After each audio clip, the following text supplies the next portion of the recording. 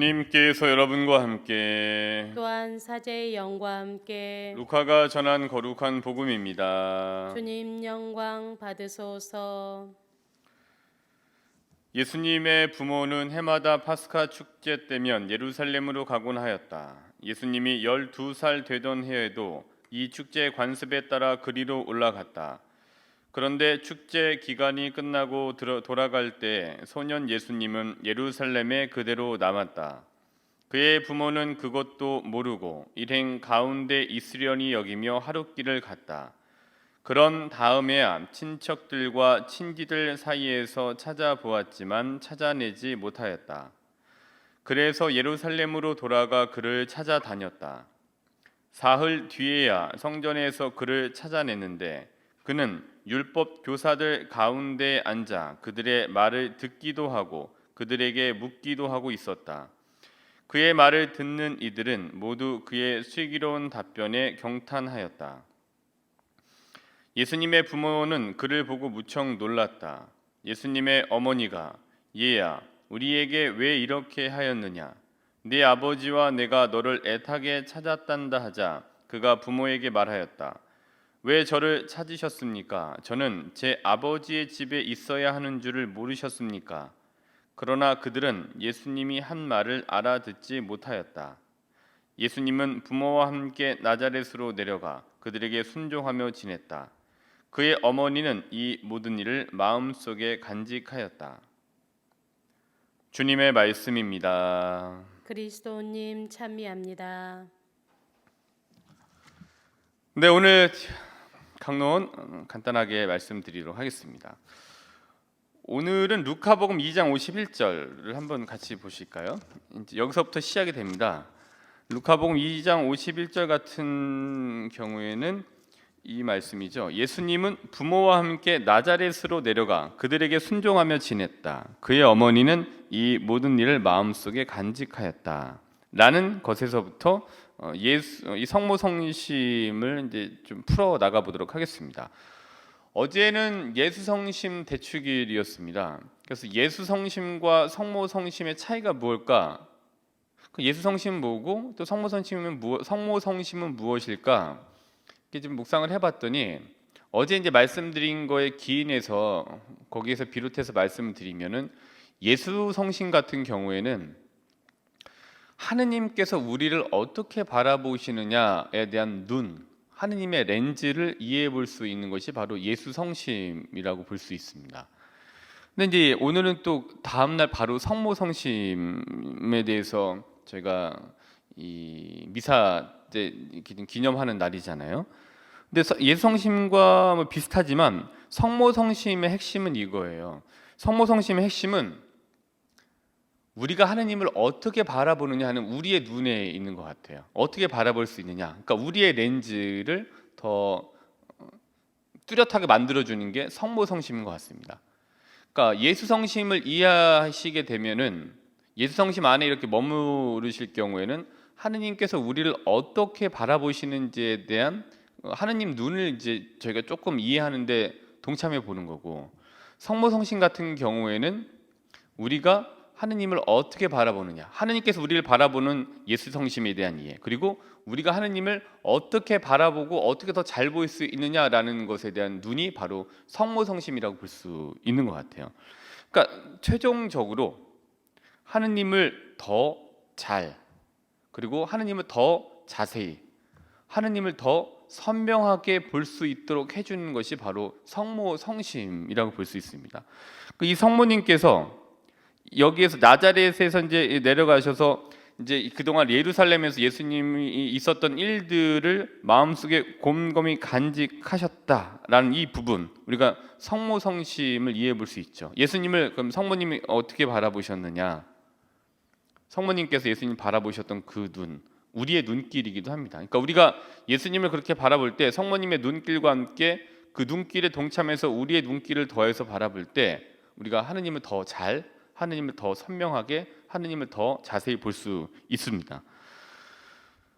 하느님께서 우리를 어떻게 바라보시느냐, 어제 이제 봤었죠. 근데 우리가 이제 하느님을 어떻게, 하느님께서 우리를, 그러면 우리가 그걸 봤을 때 어떻게 바라보시는지를 이렇게 봤을 때 하느님께서 우리를 어떻게 다루시고 어떻게 여기시는지에 대한 이해가 더 잘 될 수가 있는 거죠. 이게 바로 이제 성심인 겁니다.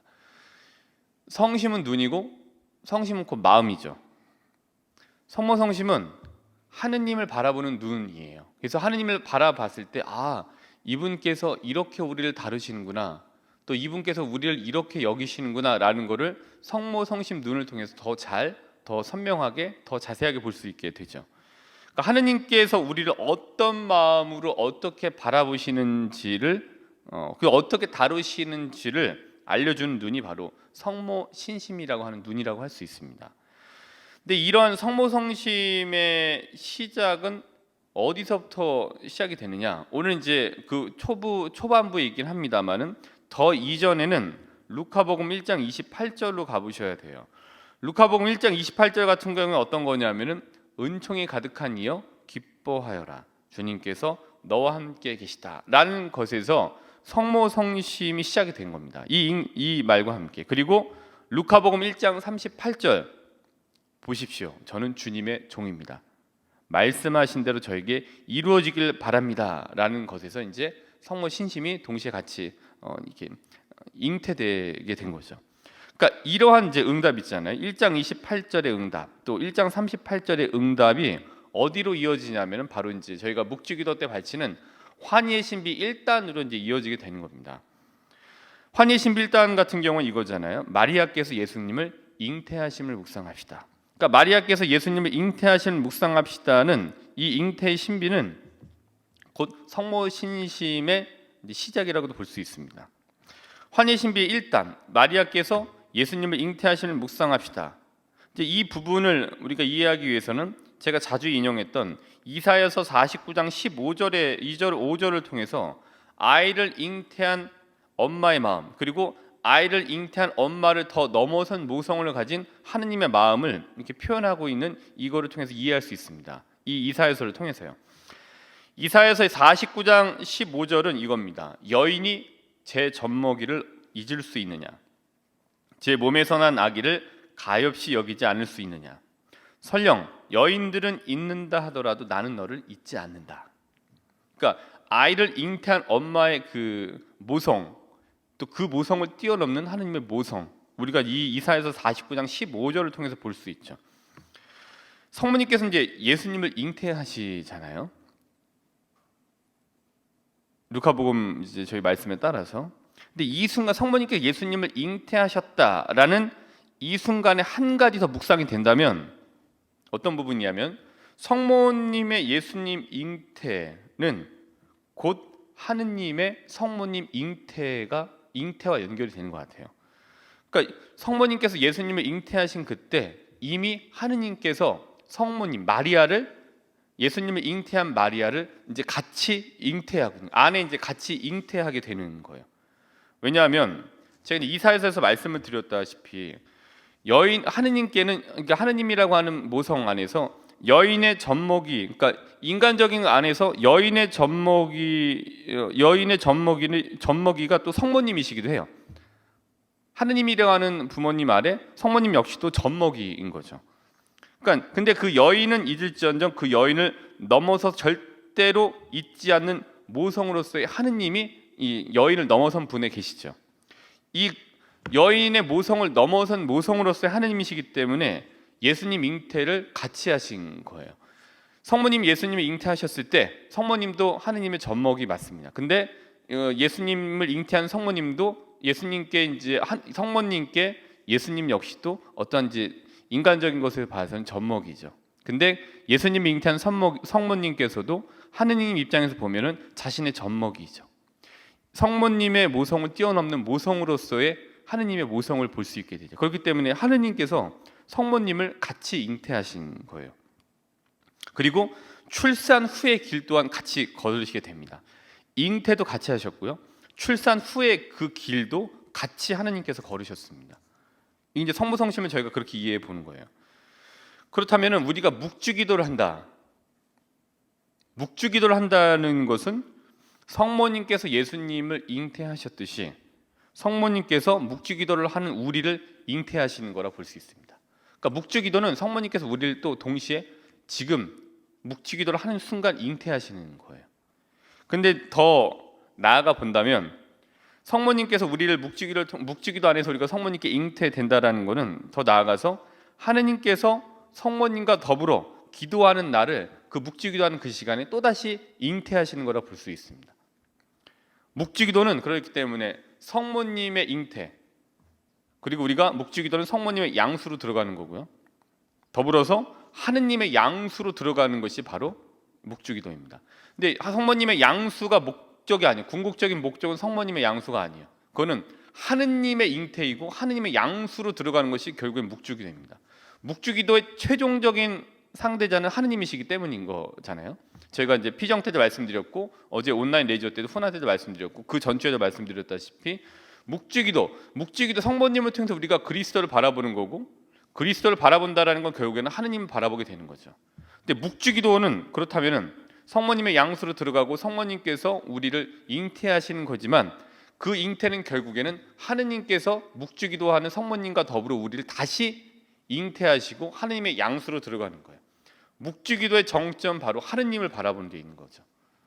성모님이 중심이 묵주기도인 것 같지만 결국에는 그 중심 가는 최고 정점은 하느님이신 거죠. 하느님을 더 잘 바라볼 수 있게 만들어줘요. 성모 성심이라고 하는 눈을 통해서 우리가 하느님을 더 선명히, 하느님을 더 자세하게 바라볼 수 있게 만들어주는 거죠. 성모 성심의 역할은, 성모 성심의 역할은 여기에 있다고 볼 수 있습니다. 근데 어제는 제가 그레고리오 교황님이라 말씀드렸는데 이렇기 때문에 클레멘스 7세 교황님이십니다. 클레멘스 7세 교황님 말처럼 묵주기도는 구원입니다. 그렇기 때문에 우리가 하느님의 양수로 들어가게 하기 때문에 묵주기도는 우리의 구원이고 묵주기도는 우리에게 노아의 방주인 거죠. 이제 묵주기도에 대해서 잘 아시겠습니다만은 묵주기도 이제 전반부가 이제 뭐냐면 은총이 가득하신 마리아님 기뻐하소서 주님께서 함께 계신 여인 중에 복되시며 태중의 아들 예수님 또한 복되시나이다. 이게 전반부이고 후반부가 천주의 성모 마리아님 이제와 저희 죽을 때 저희 죄인을 위하여 빌어주소서. 이게 전반부의 이 부분과 후반부의 청원기도가 합쳐진 거거든요. 전반부 같은 경우에는 루카복음 1장 28절 천사의 인사말, 그리고 1장 42절 엘리사벳의 인사말 두 개가 합쳐지게 된 거고, 그 다음에 이제 후반부 같은 경우에는 청원 기도인데 이거는 이제 베르나르디노 성인이 이제 나중에 후반부에 덧붙이게 됐다라고 저희가 잘 알고 계실 겁니다. 근데 이 묵주기도가 이렇게 이루어진 묵주기도를 하는 방법, 예전엔 또 이렇게도 했었다 그래요. 저희가 하는 거는 이제 된 것보다도 저희가 지금 하고 있는 형식의 묵주기도보다 더 이전에 했던 방법 중에 한 가지는 어떤 거가 있었냐면은 이렇게 해요. 그러니까 천사의 인사말, 그러니까 프루시아의 도미니코 성인이 천사의 인사말, 그 다음에 엘리사벳의 인사말이 합쳐진 성모성을 50번을 이제 추가하는 거예요. 그래서 예수님의 일생을 묵상하는 기도 방법을 같이 이용했다고 하는데, 그러니까 이제 어떤 거냐면은 성모성을 이렇게 하는 거예요. 청원 기도를 이제 빼놓고서 이 부분만 이제 가지고 하는 거죠. 은총이 가득하신 이여 기뻐하소서 주님께서 함께 계십니다. 당신은 여인들 가운데에서 가장 복되시며 당신 태중의 아기도 복되십니다. 라는 이거를 이제 암송하고 외운 다음에 이렇게 하는 거예요. 예수님, 성령으로 말미암아 잉태되신 분. 첫 번째, 다시 은총이 가득하신 이여 기뻐하소서 주님께서 함께 계십니다. 당신은 여인들 가운데에서 가장 복되시며 당신 태중의 아기도 복되십니다. 예수님, 베들레헴에서 우리를 위해 태어나신 분. 이제 이렇게 해서 이제 기도하는 방법이 있습니다. 근데 제가 이거를 공부해 보면서 이 부분이 그럼 성경과 같이 갈 수 있는, 그러니까 묵주기도가 성경과 이렇게 같이 갈 수 있구나. 물론 복음의 요약 자체가 요약이 이제 묵주기도이지만 성경이랑 같이 펴보면서 할 수 있는 묵주기도 방법으로서 굉장히 좋겠다라는 생각이 들어서 말씀을 드리는 겁니다. 그러니까 루카복음을 펴시던 아니면 마르코복음을 펴시던 마테오, 요한복음을 펴시던지 간에 복음서날 펴시고 처음부터 쭉 같이 가는 거예요. 그래서 이제 전반부를 외우시는 거죠. 은총이 가득하신 마리아님 기뻐하소서 주님께서 함께 계신 여인 중에 복되시며 태중의 아들 예수님 또한 복되시나이다. 그러면서 이제 루카복음을 폈다라면은 루카복음 한번 다 펴보실까요? 성경 이제 집에 갖고 계시면은 루카복음 맨 처음에 보시면은 머리말 세례자 요한의 출생 예고 이렇게 되어져 있으니까 이 순서를 그대로 따라가 보시는 거죠. 은총이 가득하신 마리아님 기뻐하소서 주님께서 함께 계신 여인 중에 복되시며 태중의 아들 예수님 또한 복되시나이다. 예수님 세례자 요한에 의해서 출생이 예고된 분. 다시 은총이 가득하신 마리아님 기뻐하소서 주님께서 함께 계신 여인 중에 복되시며 태중의 아들 예수님 또한 복되시나이다. 또 넘어가서 볼까요? 네. 더 잘하시려면은 예수님 루카복음 2장으로 가시면은 이제 만드시면 돼요. 목자들이 예수님을 뵈러 목자들이 이건 말이 잘 안 되나? 목자들이 예수님을 뵙다. 목자들이 뵌 분, 예수님, 목자들이 태어나자 뵌 분 이렇게 해도 돼요. 그리고 다시 한번 쭉 가면은 어디 있냐면은 이제 4장부터 하는 게 더 깔끔하시겠네요. 은총이 가득하신 마리아님 기뻐하소서 주님께서 함께 계시니 쭉 하시고 예수님 광야에서 유혹을 받으신 분 또 가는 거예요. 그리고 은총이 가득하신 마리아님 쭉 하신 다음에 예수님 갈릴레아에서 전도를 시작하신 분 또 쭉 가는 거예요. 그 다음에 은총이 가득하신 마리아님 예수님 나자렛에서 신령을 선포하신 분. 그 성경을 따서 쭉 가보실 수가 있어요. 그러니까 복음의 요약인 묵주기도를 하시면서 그거를 이제 성모성을 외치시면서 묵주기도를 하시면서 같이 이렇게 가실 수도 있는 것 같아요. 은총이 가득하신 마리아님 쭉 회당에서 더러운 영을 쫓아내신 분 쭉 가요. 다시 또 은총이 가득하신 마리아님 예수님 시몬의 병든 자모를 고치신 분 또 가면서 많은 병자를 고치신 분 은총이 가득하신 마리아님 쭉 하고 예수님 어부들을 제자로 부르신 분 이렇게 이제 할 수 있는 방법이 있다라는 거죠. 이거 보면서 성경과 함께 묵주기도가 이렇게 갈 수도 있겠구나. 그럼 성경을 조금 더 많이 펴보고 성경을 더 많이 이렇게 읽어볼 수 있겠구나라는 이제 좋은 방법인 것 같아요. 그래서 소개를 해드렸습니다. 오늘 이제 성모 성심에 대해서 말씀을 드렸는데요. 우리가 오늘 예수님과 이를 마음에 간직하신 성모님의 이 모습, 성모님께서 예수님을 잉태하신 그 순간으로 우리를 돌아가게 만들어 줍니다. 그 순간, 그러니까 성모님께서 예수님을 잉태하신 그때 하느님께서도 똑같이 성모님을 잉태하신 거라고 볼 수 있습니다. 그리고 묵주기도는 성모님께서 우리를 잉태하는 것이기도 해요. 그리고 더 나아가서 하느님께서 우리를 잉태하게 만드는 것이 바로 묵주기도라고 볼 수 있습니다. 또한 묵주기도를 한다라는 것은 하느님의 양수로 들어가는 것이기도 합니다. 성심은 눈이에요. 그리고 성심은 마음이기도 합니다. 성모 성심을 통해서 우리는 하느님께서 우리를 어떻게 바라보시고 또 어떻게 다루시는지를 알 수 있습니다. 이러한 맥락에서 성경과 함께 하실 수 있는 묵주기도 방법을 소개해 드렸습니다. 오늘 하루 하느님께서 우리를 잉태하시고 다시 당신의 양수로 우리를 품어주시는 묵주를 손에 드시고 기도하시는 시간을 더 많이 가져보시면 좋겠습니다.